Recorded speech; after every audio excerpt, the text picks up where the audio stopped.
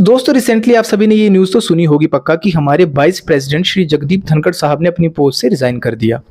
अब उनके क्या कारण हो सकते हैं वो तो हम उसमें नहीं जाएंगे। We are not diving into the political aspects, but we will try to know कि what is the procedure of resignation of a vice president, how they resign. देखो, अभी 2 साल बाकी है उनके कार्यकाल को, लेकिन फिर भी उन्होंने अपना रिजाइन जो है वो प्रेसिडेंट साहब को सौंप दिया है। और इसका कारण तो उन्होंने जो बताया है वो बताया कि मेरी हेल्थ कुछ अच्छी नहीं है, तो खराब हेल्थ के चलते उन्होंने अपने रेजिग्नेशन को सबमिट करवाया है।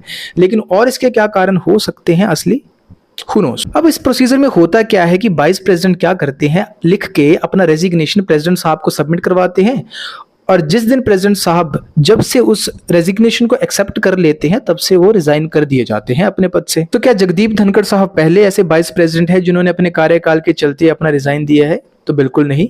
इससे पहले बीवी गिरी, आर वेंकटरमन जैसे वाइस प्रेसिडेंट्स भी हुए हैं जिन्होंने अपने कार्यकाल के बीच में रिजाइन अपना दिया है। तो कॉन्स्टिट्यूशन के आर्टिकल 67 क्लॉज बी के तहत एक वाइस प्रेसिडेंट अपनी इच्छा से यानी कि वॉलंटरी एक्शन से अपना रेजिग्नेशन प्रेसिडेंट को सबमिट करवा सकता है, और उसके ऊपर कोई भी एक्सटर्नल इन्फ्लुएंस इस मामले में नहीं होता। Even parliament can not compel a vice president to resign from his post.